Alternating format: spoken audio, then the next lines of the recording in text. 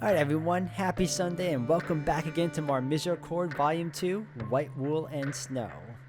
We're going to continue on from where we last left off, and as of this moment we have Hedwig and Sister Angela getting closer and closer, while at the same time not truly getting any closer to solving the mystery as to what's really going on behind the scenes, as well as about the mystery beast that's roaming about the Abbey. But I hope to find out more in this next part, so let's see how it all goes, and if anything else, hope you all enjoy. Thank you again for the love and support. Let's do this.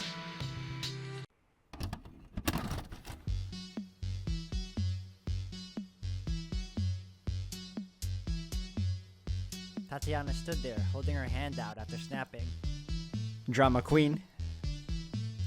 We're just gonna sit here clicking our fingers until something happens. No! We should get moving. Get back out the barrel. Hop along. She folded the sword back up into the raggedy old cloth while I scooted back to the makeshift tunnel. The door was stuck pretty tight, and it took some force to knock it back open again from this side. I've gotta admit, I was still pretty worried that we'd been drawing attention to ourselves. Tatiana emerged from the barrel just as I'd finished getting my leg reattached. We should head outside now. Yeah, this place is giving me the creeps. Why? It's well lit. It's all sterile. And we're not even supposed to be here. Alright. We power walked back toward the stairs. Maybe that visitor center has a cafe or something. It does. But it'll be closed, I think. No way, it's not even... We hit the top of the stairs and stepped out into the public part of the Abbey. Noon. It's 11 p.m. just about. What the fuck? Tatiana stood in front of me, admiring the night sky. Pretty out here, isn't it? What did you do? It was morning before I went down here. I didn't do anything. It's just nighttime now. Did you drug me? Or knock me out or some shit?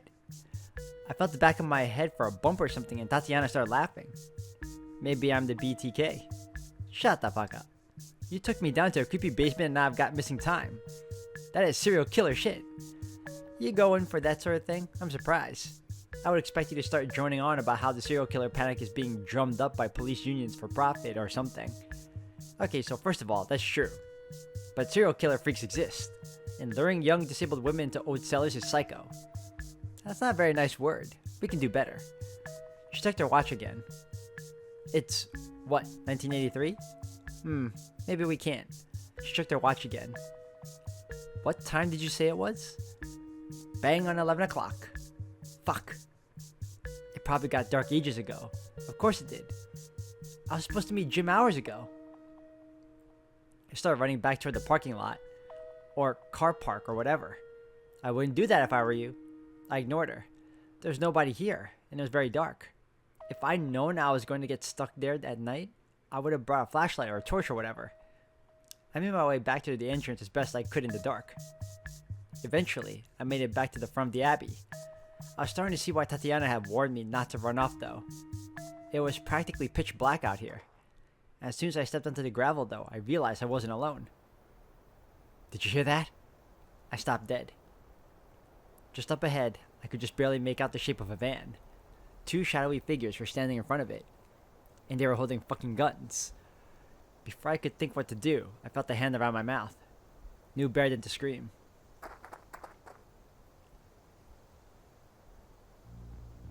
He was right. He did hear something. Told you. First time you ever been right. You ain't half jumpy usually. Pays, don't it? They spoke in thick accents and they carried big rifles. Can't say I ever got a good look at them though. It was too dark, and I was scared shitless.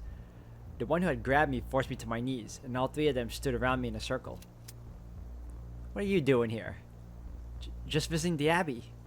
Bit late for that. Lost track of time. Oh, eh? Get lost on the way to the Jacks? Take it easy. She's probably just one of them kids that comes up here to smoke weed. I don't smell anything.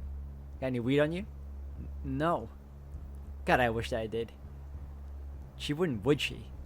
MI6 probably has one of them zero tolerance policies. Look at her shirt. Fake punk shit. Probably got it at M&S on the way here.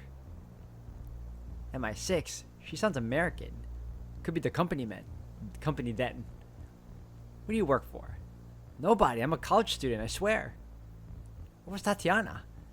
I was looking around all desperate, hoping she'd appear and snap her fingers again or something. If she could move time forward, maybe she could get me out of this jam. What do you keep looking for, huh? Nobody. It was starting to rain. Was I gonna die in a puddle up here? Just then I heard a car approaching. We can deal with this later. Yeah, I want to ask our contact about this. Whole thing might be compromised. Good idea.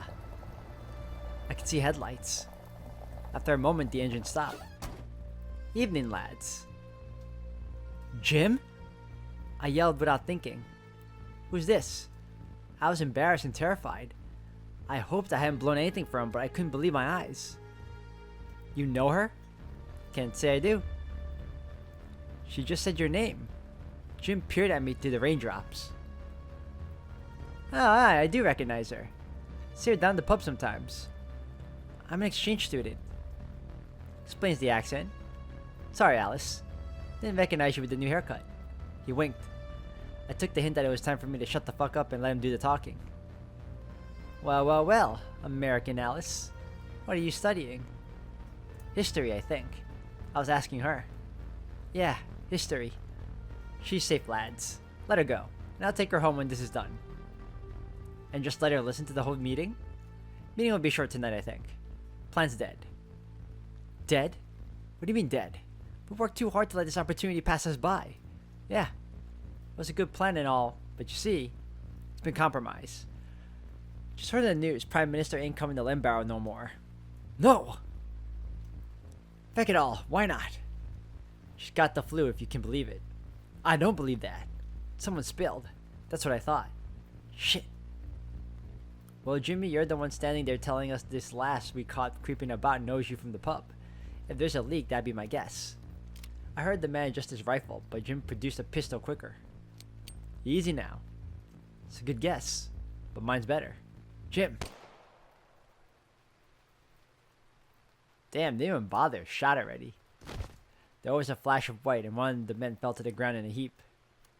The other two trained their rifles on Jim and started yelling. You got 10 seconds to explain. Check around his neck. He pointed at the body with his pistol. I was freaking the fuck out. Holy shit, holy shit, holy shit!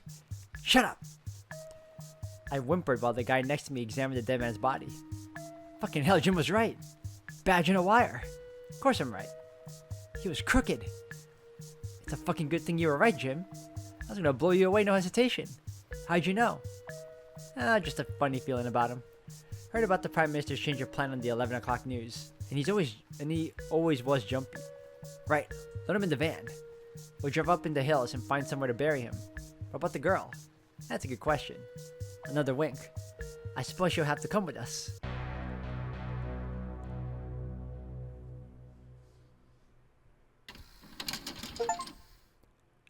And we completed 23. Heritage Site. Vanitas.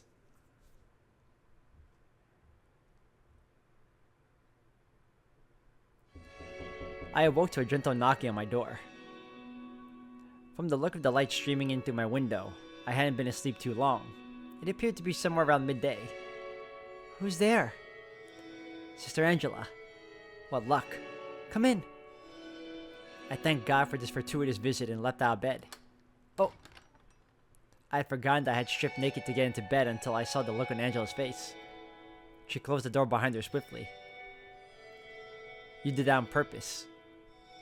No, I just stripped it off, and when you woke me up just now, I forgot I wasn't wearing anything. If you insist. She marched forward and sat on my writing bench. Well then, dress yourself, if you'd please. Oh, very well. I began to put myself back together as Angela watched intently. The superior said you were looking for me. Yes. A lot has happened. We should speak somewhere else, I think. Just couldn't wait for one of our garden meetings. Golden. Sorry about that. No. Things are moving very quickly and I need you to help me sort my thoughts out. Slow down.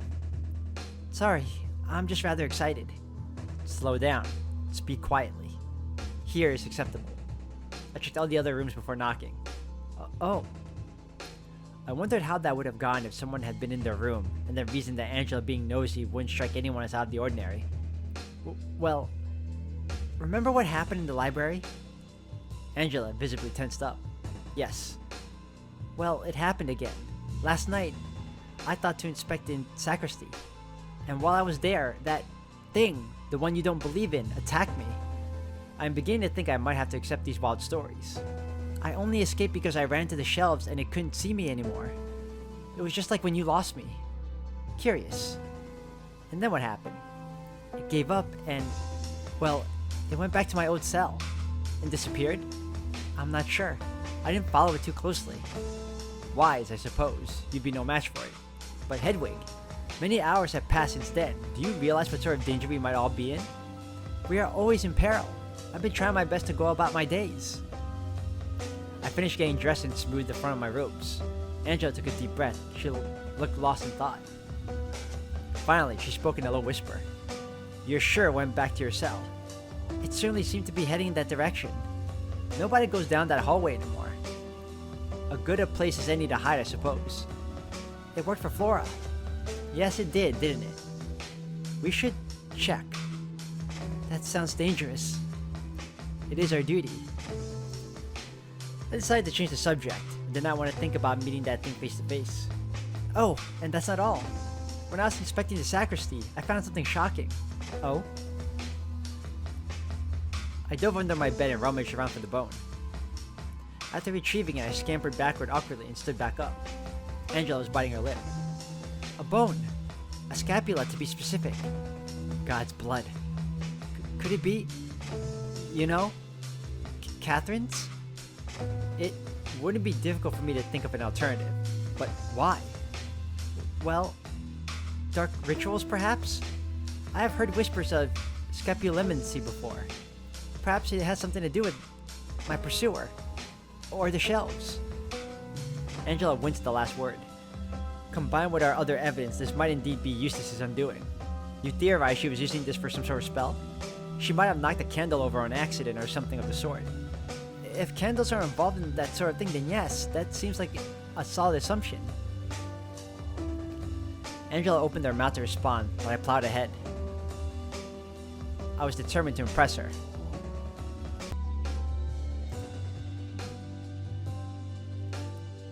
And I found out from Catherine that Catherine II, Moira, and Eustace were all very close at one point. I remember. What's the connection? I forgot I had gotten ahead of myself. As close as I was to Angela now, I did not want to betray Catherine's trust. Well, Moira is the odd one out here, but Eustace and Margaret both claim to not remember any smoke that day.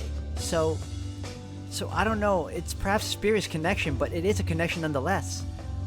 You think they were all involved in a conspiracy that ended in Catherine's death?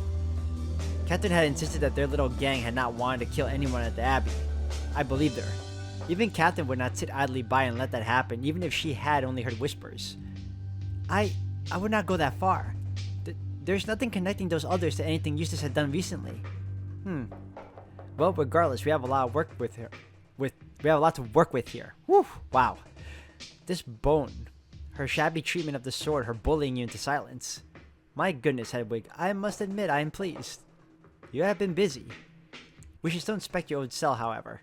I am convinced of Eustace's suspicious behavior, but it would not sit well with me to ignore the other aspect. I have been rather motivated lately. Angela reached out to touch my chin, taking me by the total surprise. Is that so? Yes. Do you require more motivation? Well, I certainly wouldn't mind. Tell me, what else has Catherine told you? What did you two get up to? Well, she was fully nude when I entered her dorm. Angela scoffed. Of course she was. And did you... Well... Yes, I suppose we did. She took this information in thoughtfully. Her eyes flickered, and she exhaled sharply through her nose. Let us meet in that hallway in an hour. No doubt the thought of each other's company will grant us whatever bravery we need to peek inside your old cell. I could feel my cheeks turning bright red. It'll be very dangerous, potentially. I am armed. I hadn't the heart to tell Angela that her little dagger would likely do nothing against that great beast. More than likely, if we were to find anything, we would just have to run. Where would we run? Into the Abbey? Into the cloister to let the builders take care of it? The more I thought about this idea, the more reckless and ill-advised it seemed. But as I stared into Angela's eyes, I realized I would take any risk that would get me closer to seeing a glimpse of her flesh once again. Ah, wow. Oh, listen to me. There was never any hope for my soul. The lies I had told myself about what I could pretend to feel had caught up with me so fast I never even noticed. My head was no longer above water. I had sunk to the bottom of the ocean. The chain, the hook that had taken a hold of my loins some time ago, it was just an anchor. All this time I had been falling down, deeper and darker, never to see the surface again. How fitting. In the moment, though, all I felt was raw animalistic lust. I had felt it with Catherine, I had felt it with Adela, and I had even felt it around Moira and Margaret. But I had been able to pull away from them. In those moments, I could at least remember that I was meant to be pretending. I couldn't pull away from Angela. There was something that much more intoxicating about her. Watching someone grow to want me against their better judgment, just as I wanted her against my better judgment, that made me feel powerful. It tickled the same part of me that was satisfied whenever I walked through the halls naked or felt the rain against my skin. What a wretched, godless little monster I am. Who knows just how much further I would have fallen had I not wound up back here. So, an hour? Yes, an hour. She nodded at me, then left the room. After a few minutes of pacing, I left as well. I walked down to the hall and leaned over the stone railing, attempting to steady myself. I glanced down the hall toward the crossroads Angela and I would be braving in an hour's time. I wasn't alone in my thoughts for long, however. I could hear voices below. I leaned over the railing to see what was going on, and my heart stopped. A crowd of nuns had gathered around a woman who had collapsed. I flew down the stairs and burst into the cloister to join the group, fearing the worst. What's going on? It's poor old Darcy. The woman lying face first in the cloister grass was indeed Sister Darcy. Her eyes were closed, but I could see her breathing at the very least. Mara bent down to hold her wrist, looking concerned. Well, her heart is beating. What happened? Marta and I were sitting at our table and saw her wandering into the cloister. She looked dead tired, but before we could say anything, she just up and fell over. She walked through that whole bloody camp without anyone helping her, looks like. That's awful. We don't know how she was acting then. She might just be exhausted. How can you be so cold and collected about this? Of all people. No, Eustace could be right. Hers would be my guess too. Look how dirty her clothes are. Did she walk all the way back up to the mountain herself? All the elders turned to look at the hem of her robes. You're right. That doesn't make sense. She's always gets a lift from someone if she stays down there overnight. And yet here she is.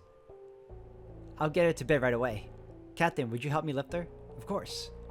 The crowd parted to allow Moira and Captain to pick the unconscious Darcy up by her shoulders and legs. They hobbled away together as fast as they could toward the stairs.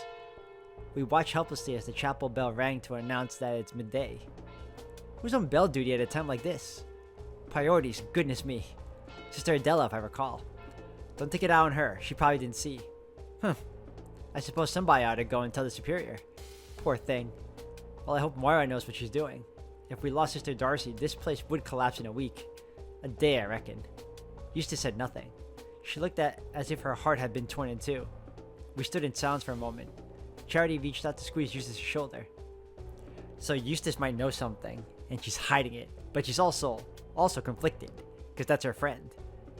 Will you be alright if we leave you to go inform the superior, huh? Yes. Charity and Marta slipped away. Eustace looked paler than usual, and her glasses made the sadness in her eyes all the larger. When I spoke, I channeled my earnest sympathy for Darcy into my performance. Eustace, I'm sure Darcy will recover. Moira's always been a big help. She always gets me back up on my feet. We could go check on her if you like. You should. I'll go later. I want to speak to her alone. Very well. Hedwig. Yes? I've been lying to you. Well, no shit. We were never enemies. Not really. You could have fooled me when you were choking me out, man. I didn't like that. You have seemed quite intent on treating me so. And you have allowed me to treat you in kind. If we aren't foes, what are we? Never mind. But I haven't the heart to fight you much longer. I paused for a moment. Eustace was staring off towards the superior's door. Her appeal had only made me angry, I must confess. I should have pitied her. But all I could think watching her break in front of me was, it's too late now. Yes, thank you. She's a bitch. She sucks. I hate her. How could I possibly feel sorry for her? I nearly said as much, but I let it go. I left Eustace to her thoughts. Initially, I meant to immediately go and check on Darcy in her stead. However, a commotion from across the cloister caught my attention. The men's chatter was typically calm, if not jovial. However, it had risen to something more intense. As I rounded the corner to the chapel, I could see a crowd of workers struggling with a large piece of equipment that appeared to be buckling. I had noticed this particular tool a few times as I walked past the site. It was a large contraption, something of a wheel attached to a series of ropes and beams. I had no idea what it was meant to do, but the groaning and the clunking sounds were evident enough that it wasn't working properly. I was not the only one who had been summoned by the shouts and barks. Angela was standing with her arms folded, watching the men struggle. Crispin appeared behind her after a moment. I could hear him shout across the build site.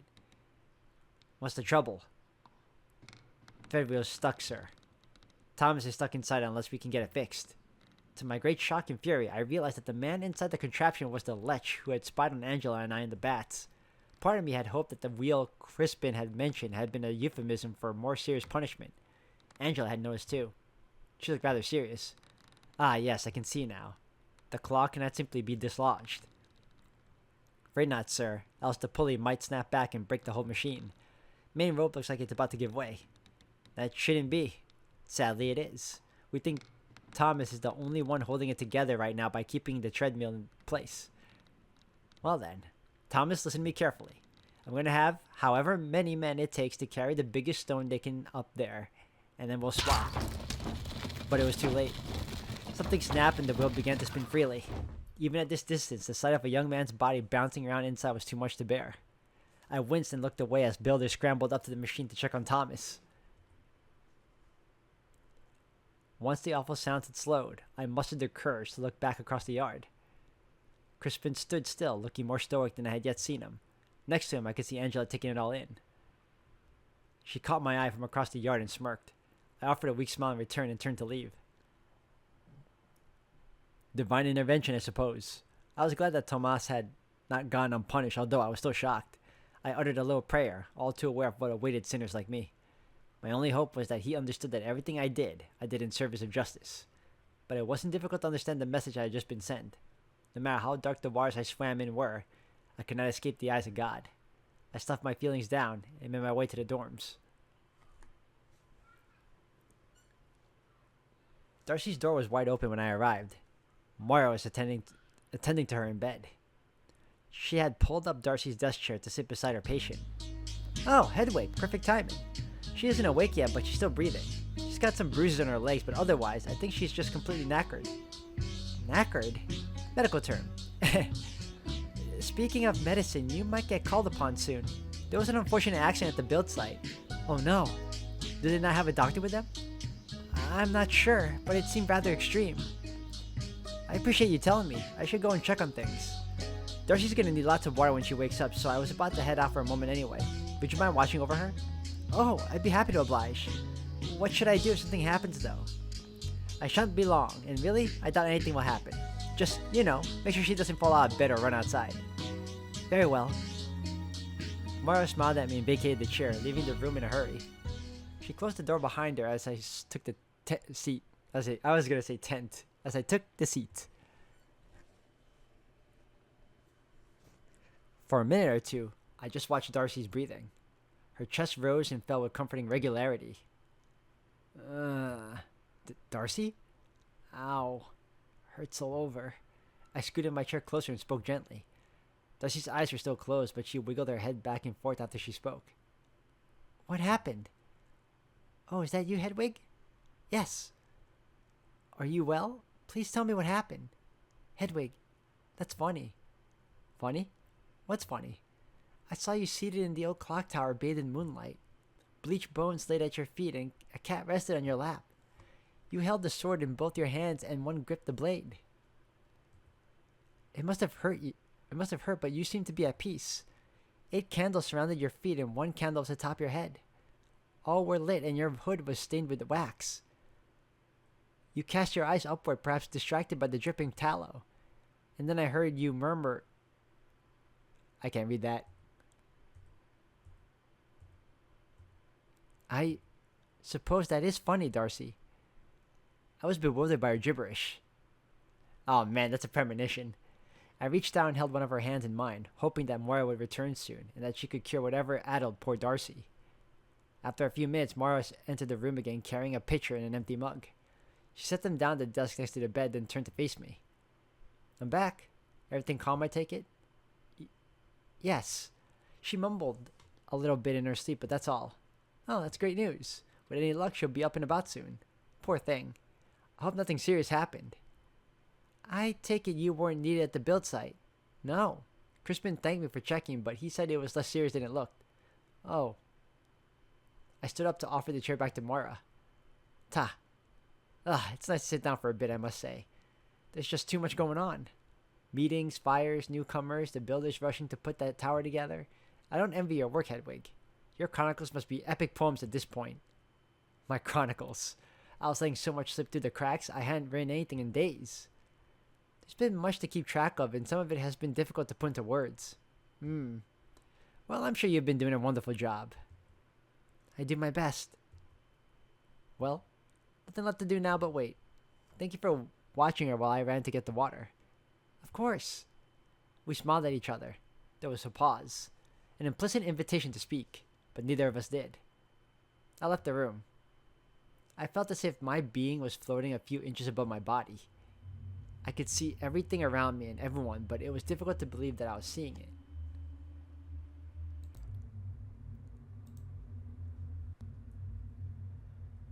I could see things, I could hear things, and I knew that everything was there. But it did not feel like any of it was. There wasn't long left until Angela and I had promised to meet and investigate my old cell.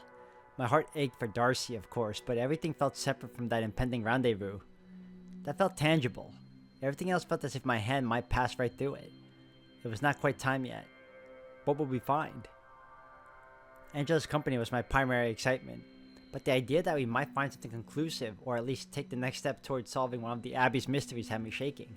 What if we found it, however? The great beast. The ghost that had haunted me ever since I left my cell. That's a weird looking thing. I can still barely make it out. Sometime ages ago, I had proven that it was not Eustace in disguise, but there seems to be a good chance that it was Eustace's responsibility. Had it been summoned as part of her little assassination rings plot? Was it a tool that escaped her control? It was making more and more sense to my sin-addled mind. A thought occurred to me. Angela was confident in her little dagger, but I knew where we could find a much larger weapon should we need to protect ourselves. I quickly dipped into my room to retrieve the sword I had bundled in the Superior's traveling cloak, and then jogged back down the stairs into the cloister. Clutching the bundle on my chest, I waited at the intersection of the connecting passage where the ghost had once stood brandishing its own blade. Previously, I had assumed that the beast was simply availing itself of the one sword in the Abbey. After all, I had gathered from the way that others had spoken about Catherine's sword that these were highly prized and expensive weapons. Perhaps the agents of hell were all outfitted with their own weapons. There was an important book to be written on the nature of demons should I ever survive this. I could feel the handle of the sword through the Superior's cloak. My thoughts began to drift toward that evening on the bank of the stream. I was interrupted quickly, however, by Sister Angela's footsteps. She walked down the hall briskly toward me, a steely glint in her eye. What is that? Catherine's sword. I know what it is. Why did you bring it? I thought it might be useful. You know, in case we are forced to defend ourselves. That is not a toy, Hedwig. It's evidence. And what if somebody saw you? I was careful. I was not looking forward to telling her that I had discovered that there were two swords. Well, take good care of it, and for goodness sake be careful should you have to use it. Yes, Sister Angela. She eyed me up and down and then took a deep breath. Well then, shall we? I nodded and took a moment to unwrap the sword properly, and I fixed the cloak around my neck. Angela looked over her shoulder, toward the hallway cautiously, clearly paranoid that someone might have noticed me flashing the blade around. No one saw, however, and she held back whatever chastising remarks she had been ready to give me. We plunged into the dark hall together. I held the sword at my side, and she retrieved her dagger from the inside of her sleeve. After arriving at the end of the hall, we exchanged glances before attempting the door. It swung open freely, and we darted inside. I had never seen Angela move so quickly. Fear did not suit her. In any other circumstance, it would have looked comical. I dashed in behind her, but she had already stopped dead in her tracks or nearly collided with her. Nobody. We stood in the middle of my old cell, both shuddering and fighting for breath as the door swung shut behind us. There was indeed no one else in this room. No monster. I dropped to my knees to check underneath the bed. Nothing. You sure you saw the creature retreat this direction? Absolutely positive. And you know what else? I actually found the goat it beheaded. You know, the one nobody believed I saw? Really? Yes, it was on my way to meet Catherine, in fact. Have you ever caught a horrible scent on the wind outside? No. Oh, well, that's what it was. It must have killed the goat and thrown its corpse over the wall as it escaped. Angela frowned. As it escaped outside? Down the left path of that corridor? It did the first time I saw it, yes, I think. It was very dark, I don't remember exactly. But you did see it come this direction at least once. Her voice was entering a higher register. I was terrified that I had upset her by wasting her time. As I said, I am absolutely positive. Angela stalked around the room, examining the dusty bookshelf and my empty writing desk. I felt the pang of longing as I saw her trace the finger along the desk's surface. My life used to be so simple. She took toward the window, then closed it. With a long shuddering sigh, she leaned against the wall. I suppose I should be relieved. I leaned the sword against the wall in the corner of the room. I would not do that. I would keep it with me at all times until we're back at our own quarters. I was still a little shaky. I nearly let it fall over. Between this and Thomas's divine punishment, it would seem we are being rewarded for our work. Are you certain that you saw the monster come this way? Yes, I promise. Were we not, I believe you. We should consider the ramifications of this discovery, however. Finding nothing can still mean something. It must. I paced around the room, my hands behind my back. It is a ghost, or a devil, or a barghest, or... I think that finding it is the least of our worries. Yes, it could still be here, just not, here. Flora once said that it lived in the shadows. Perhaps it really does live in them. Incorporeal. A possibility I'd rather not entertain while in this dark room. Or it could have escaped into the walls. There is a hidden passage nearby. Angela cocked an eyebrow. A passage? How big? Never mind. Ignore me. It would be too narrow for such a beast, actually, if it is real. And I suppose too bright if it indeed exists inside the shadows. The wall crumbled not long ago. Light would flood it. I furrowed my brow and sat down on the bed. There were crumbs in the blanket that made sitting rather uncomfortable. I brushed them aside. I didn't remember living like such a slob when I was in Anchoress. I hoped Angela did not notice. Then we are left with no choice but to conclude that this room wasn't our beast's final destination. Indeed. But why would it come here at all? You are the one who used to live here. You would have to tell me. I have no clue, I'm afraid. Unless in one old books, I'm stymied. I doubt it was reading the Bible in here. She stepped away from the wall and exhaled deeply. Looked at my hands. Look at my hands. I'm quaking. I was rather ready to fight for our lives. So was I. I gestured to the sword I had propped up to the corner.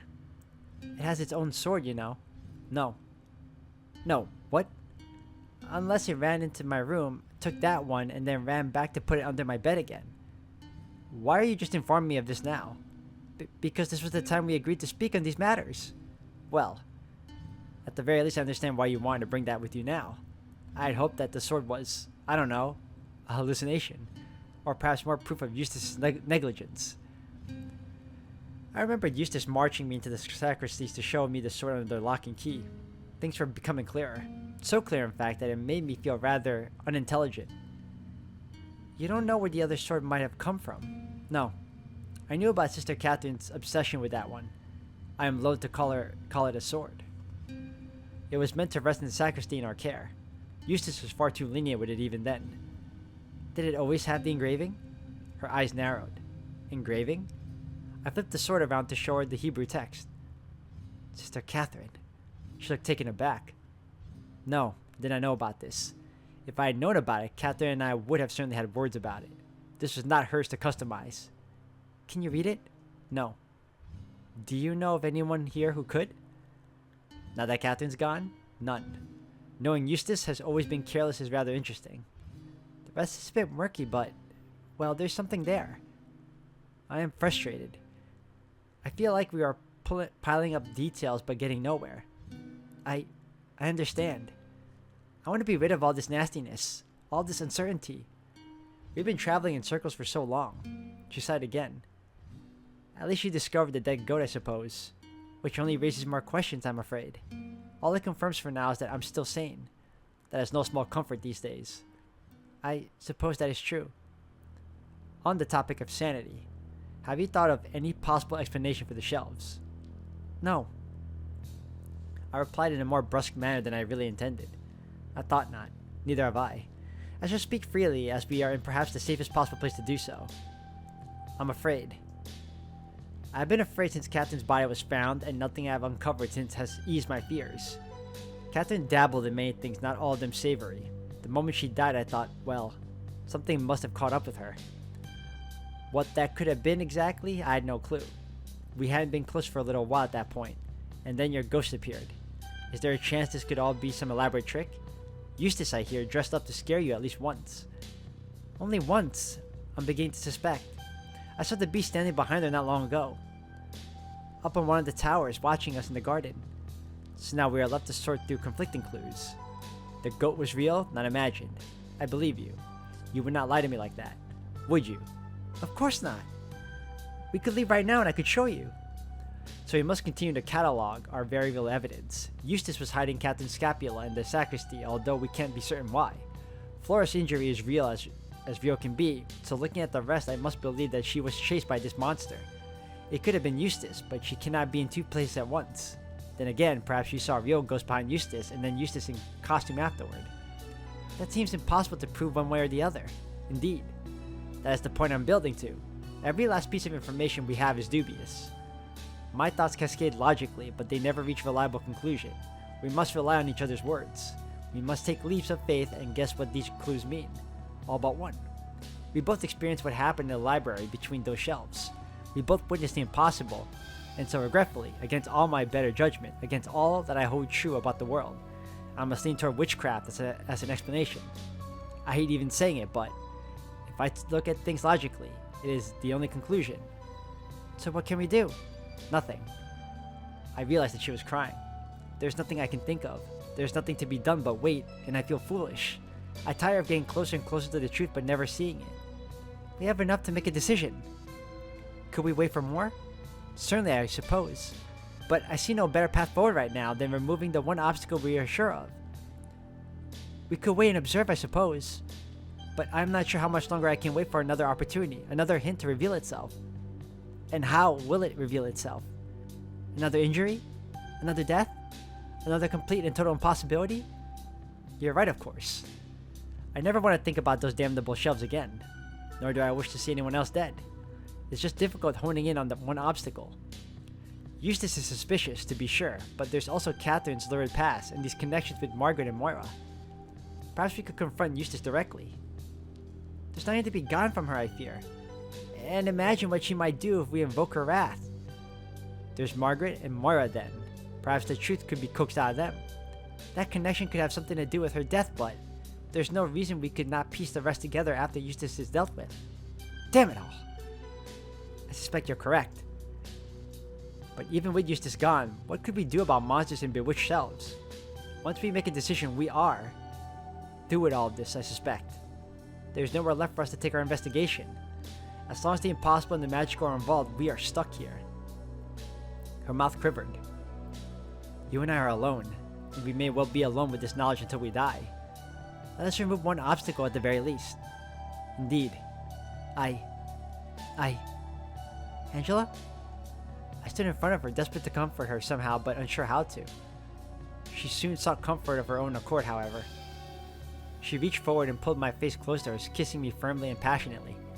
I relented and allowed her to do whatever she wished. I had no idea how to receive a kiss, nor how to give one. My eyes closed involuntarily, and I said nothing. Without breaking away, she steered me toward the bed and tossed me onto it. My head hit the pillow too hard for it to be of any comfort, and I winced. Something small and irritating dug into my back too, and she bunched up awkwardly under my rump. Then she yanked my hood aside to whisper hoarsely in my ear. Angela! Wait! If we must be alone in the knowledge that the world is darker and stranger than we could possibly know, I want us to be close. If there are things only we can share, so be it. I want you to be my refuge, and I yours in turn. I agree. Angela took me then and there in the room that used to be mine alone. Right here, a yard or two away from where I sit now. And now I'm alone once more. When you want to get off that darkest ground, but gravity pulls you straight down.